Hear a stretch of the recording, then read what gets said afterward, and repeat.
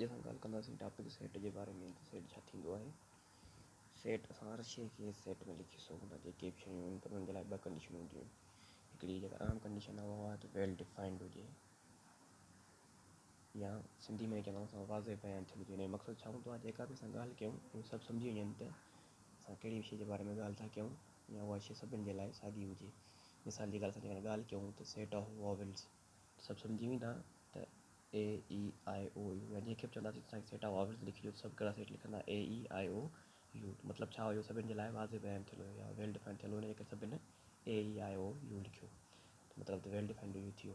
ॿियो हूंदो आहे डिस्टिंक्ट, मतिलबु कि मुख़्तलिफ़ शयूं हुजनि, सेट में का बि शइ साॻी न हुजे। हाणे मिसाल जीअं हे सेट आहे, हिन में छा थियो आहे, ओ ॿ दफ़ा आयो आहे, त इहो चएसि त सेट न थींदो, छाकाणि सेट जे लाइ ज़रूरी उहो डिस्टिंक्ट हुजणु खपे, माना हुनजा जेके ऑब्जेक्ट्स आहिनि उहे मुख़्तलिफ़ हुजणु खपनि।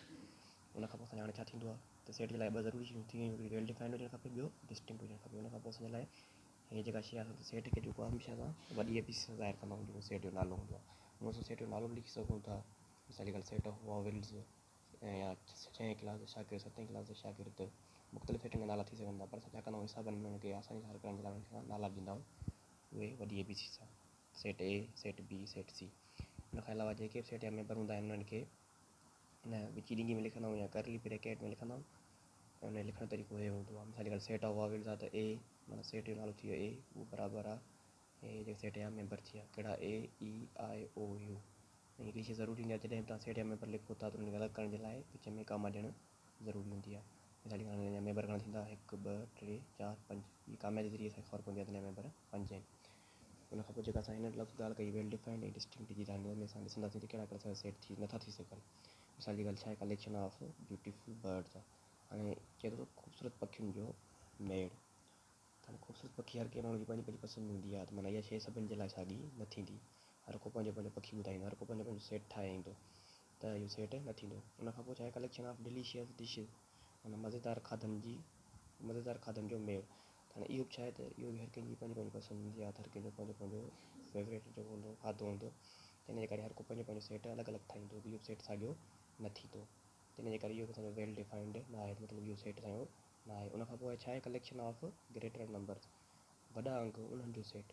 हाणे वॾा अंक ख़बर ई न आहे त कंहिंजे लाइ कहिड़ो अंक आहे, हुनजी लिमिट मिलियल ई न आहे असांखे, माना डिफाइन न आहे थियल त कहिड़ो आहे।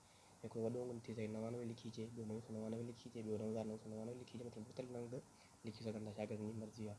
मतिलबु छा थियो, शागिर्दनि ते इहा शइ वाज़े न हुई, त वाज़े हुजे हा त सभु साॻी शइ लिखी अचनि। उन खां पोइ वेल डिफाइंड थी, उन खां पोइ हुन डिस्टिंक्ट, माना मुख़्तलिफ़ शयूं हुजणु खपनि। या सेट असांजो ए आहे, इहो हिन में छा आहे जो डी आहे, पोइ हुन खां 2 दफ़ा ओ आयो आहे, त हुन जो असांजो सेट न थींदो, छो त को बि ऑब्जेक्ट असांजो 2 दफ़ा नथो अची सघे। हुन खां अलावा असांजो हे सेट ॾिठो, हिन में छा आहे, ट्राइंगल आहे, स्क्वायर आहे, ट्राइंगल आहे, वरी सर्किल आहे, माना सेट ऑफ शेप्स आहे। पर हिन में छा थियो आहे, ट्राइंगल 2 दफ़ा आयो, त इहो असांजो सेट न थींदो।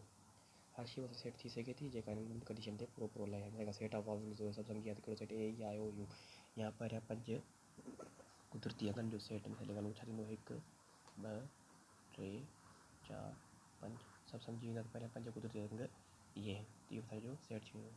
हर शइ सेट थी सघे थी जेका हिन 2 शयुनि ते पूरो लहे, वेल डिफाइंड हुजे ऐं डिस्टिंक्ट